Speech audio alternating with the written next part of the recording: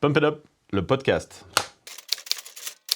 Bonjour et bienvenue sur ce nouvel épisode de Pump It Up, le podcast. Aujourd'hui, j'ai la chance de recevoir Jérôme Cortabitartre. Bonjour Jérôme. Salut Angélique. Merci d'être avec nous, Jérôme. Aujourd'hui, on va parler de Chrysalide. Et je pense qu'avant de rentrer dans le vif du sujet, le mieux placé pour parler de ton parcours et de ce que fait Chrysalide, c'est toi. Donc, est-ce que tu peux nous en parler brièvement ? Oui, tout à fait. Chrysalide est né il y a 17 ans précisément. C'était une envie, un besoin d'accompagner à l'époque les athlètes de haut niveau, les sportifs, les basketteurs notamment, mais j'ai travaillé également avec le Pôle France d'escrime sur la préparation mentale, sur la définition des objectifs. Et là, récemment, avec mon expérience entrepreneuriale, je suis retourné vers les dirigeants d'entreprise qui sont finalement des athlètes de haute performance. Donc aujourd'hui, tu travailles avec des athlètes, des entrepreneurs, de la même façon, si je puis dire. Tu parles beaucoup, quand tu les accompagnes, de vision entrepreneuriale, alors entrepreneuriale ou athlétique, je pense que c'est la même chose. Est-ce que tu peux concrètement nous dire ce que c'est qu'avoir une vision ? Oui, bien sûr. La vision, c'est quelque chose la direction dans laquelle vous allez. Par exemple, l'exemple que je donnais il y a 2 jours en conférence, c'était celui de Michael Jordan qui avait une vision de pouvoir vraiment exister et pouvoir marquer son sport. La vision entrepreneuriale, c'est quand on crée quelque chose, c'est qu'est-ce que je veux faire de mon entreprise, dans quelle direction je veux aller, comment je veux me développer. Et quand on pose la question aux dirigeants d'entreprise, il y en a quand même 1 sur 2 qui ne sait pas exactement, qui veut déjà survivre, et c'est déjà une bonne chose. Mais l'idée, c'est de pouvoir se développer. Et j'aime bien ce livre qui s'appelle « Croître ou mourir ». Et je pense que la vision fait partie aussi de la croissance. Donc pour toi, la vision, ça n'est pas un objectif, ça n'est pas une ambition, c'est encore vraiment autre chose. Ouais, ça va au-delà. La vision, ça englobe toutes les lignes de vie, toutes les parties de notre vie. C'est quelle personne je veux être, qu'est-ce qui va se passer pour moi d'ici 10, 15, 20 ans, et même jusqu'à l'ultime initiation, c'est de se dire, OK, dans mon existence, qu'est-ce que j'ai envie de réaliser ? Ok.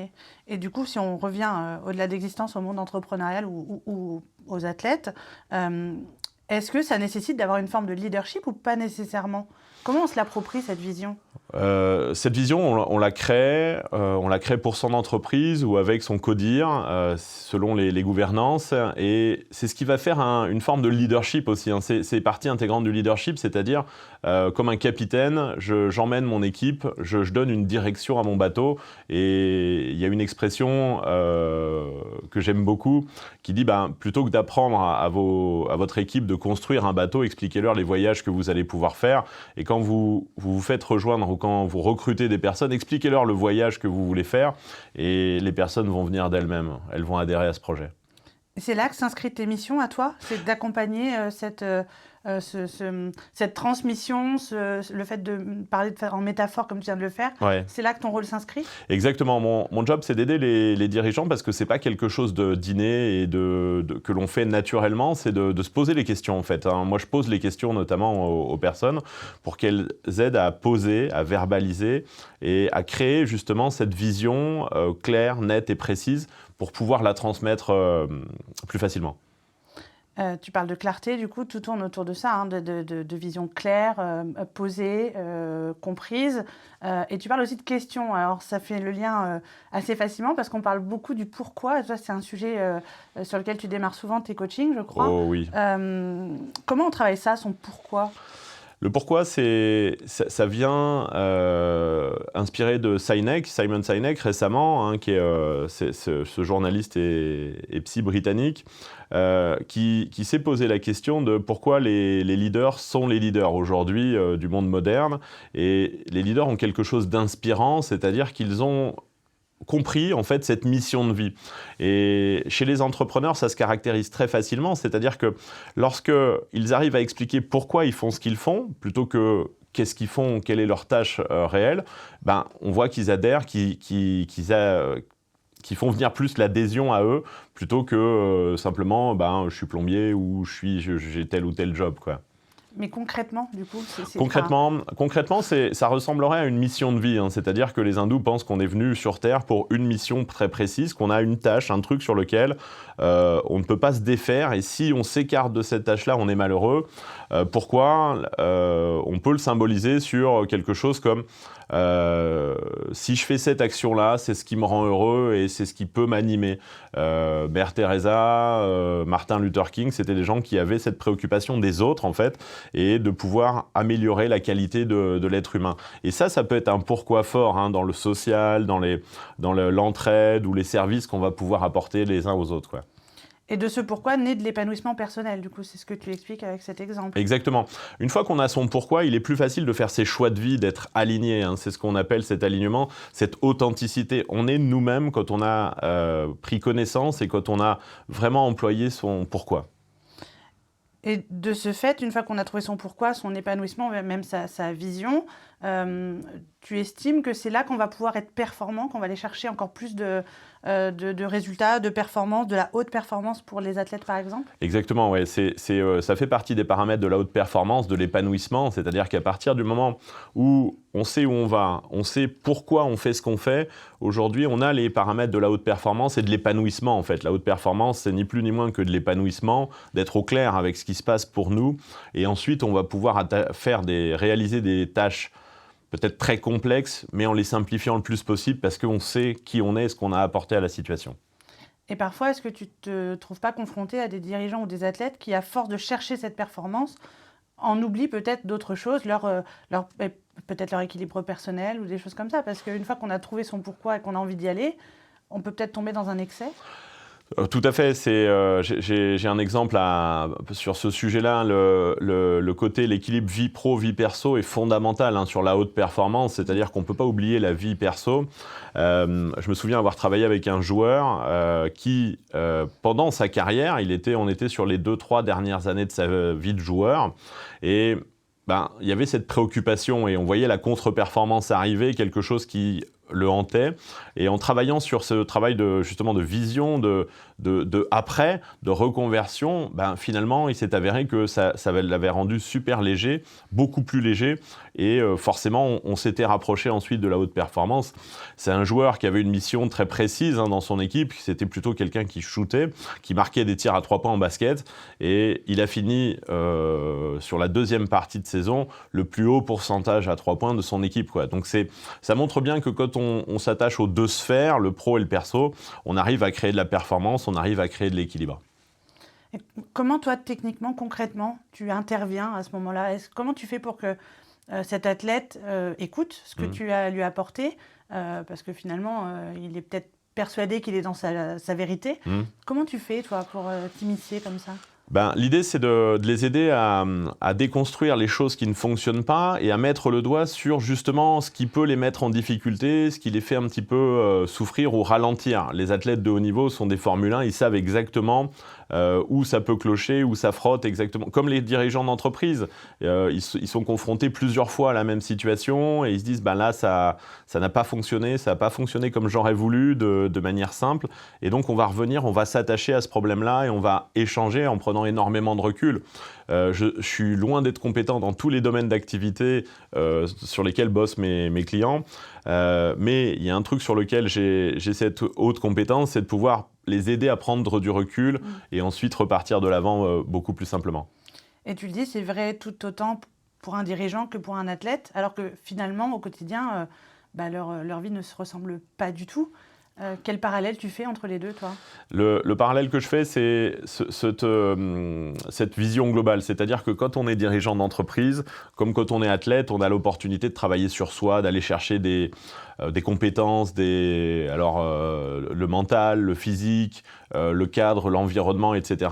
Et le dirigeant d'entreprise a ce pouvoir de décider un petit peu tout ça. Et il est soumis aux mêmes pressions, hein, de choix, de trésorerie, de recrutement, de pouvoir gérer des réunions, de pouvoir animer une équipe, motiver tout le monde. Il est un peu celui qui aide les autres à progresser et à avancer. Et les athlètes avec lesquels je bosse sont aussi leaders dans leurs équipes. C'est-à-dire qu'ils ont besoin d'avoir ces mêmes levier de motivation, d'influence positive, de leadership à l'intérieur de leurs équipes. Et c'est en ça qu'ils se ressemblent énormément, quoi.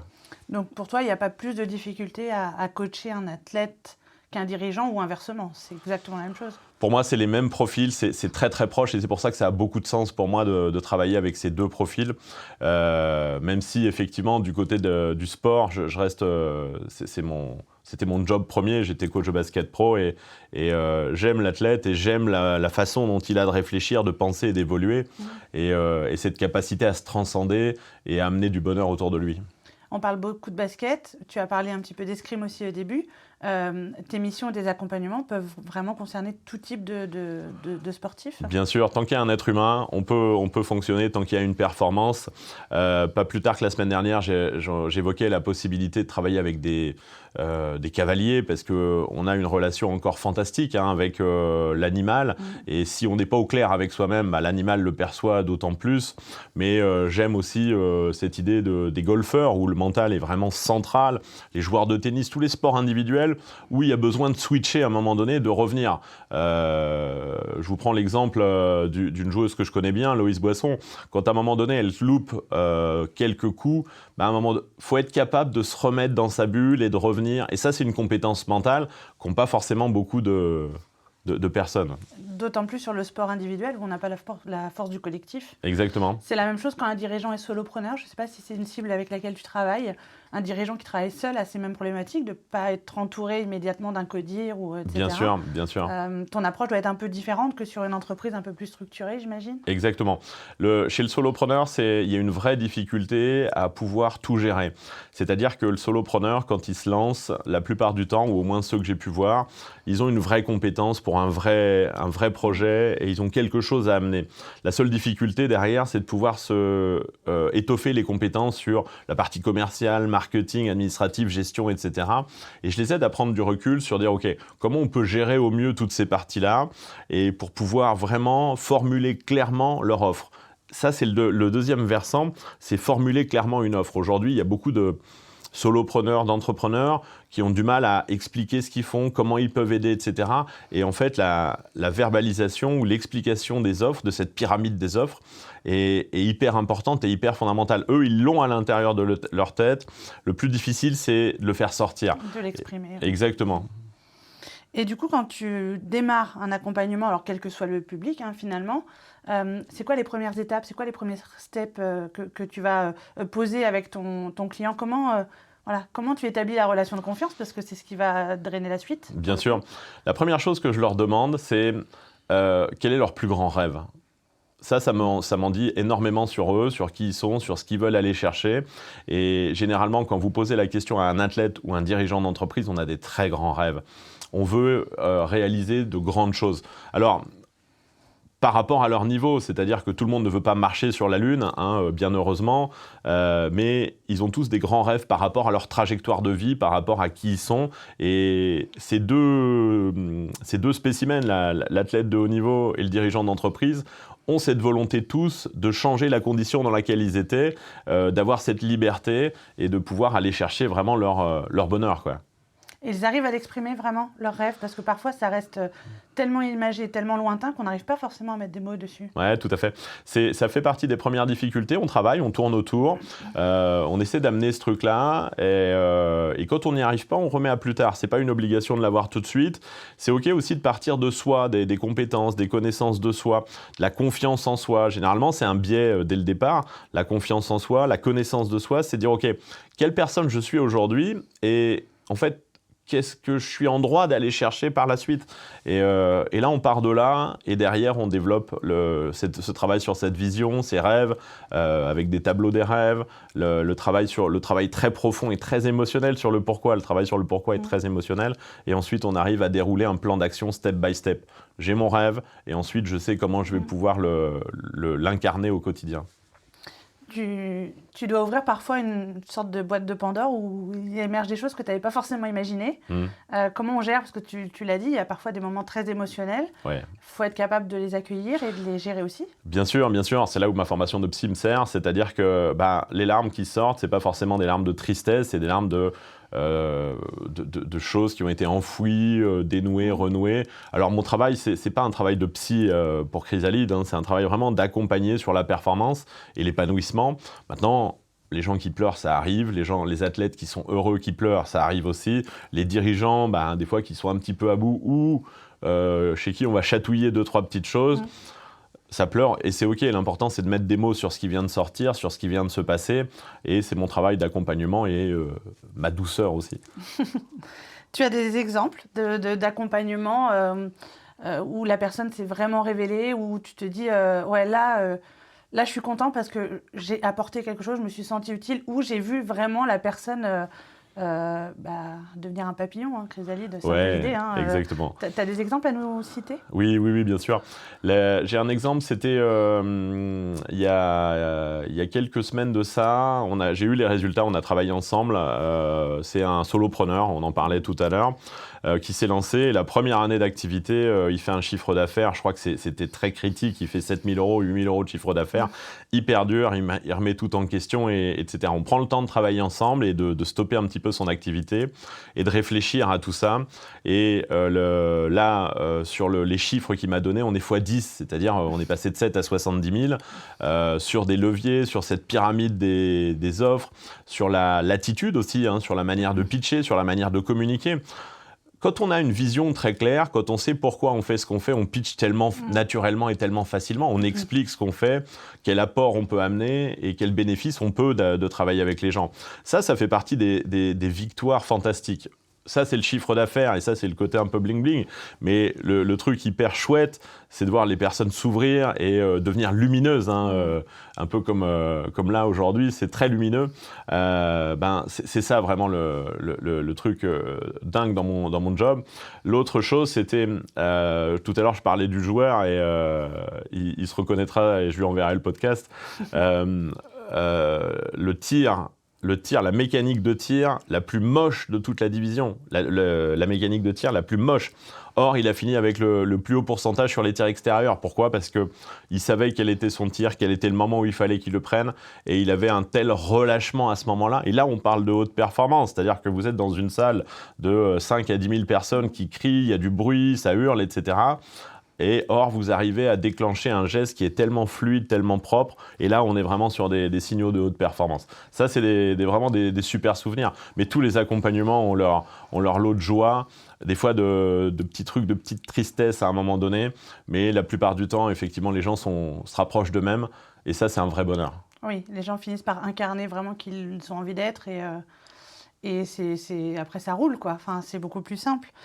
Du coup, toi, tu as sûrement aussi besoin par moment de sources d'inspiration pour aussi, toi, évoluer, grandir. Enfin, tu as peut-être même ton propre coach, parce que c'est facile d'aider les autres. Mais, Bien sûr. Mais comment on trouve soi-même l'inspiration? Comment on évolue? Bien sûr, c'est une question fondamentale. C'est-à-dire que c'est un des thèmes que j'aborde en conférence ou dans les entretiens, c'est la bienveillance. La bienveillance, elle n'est pas forcément vis-à-vis des autres, elle est vis-à-vis de soi. Et qu'est-ce que je fais pour moi au quotidien? Moi, j'ai plein de choses pour moi. Je me suis enrichi de ça. Hein. J'étais au début un pauvre dirigeant d'entreprise par rapport au fait que je faisais ce que je faisais rien pour moi. Et là, aujourd'hui, le sport m'aide à vraiment me sentir bien.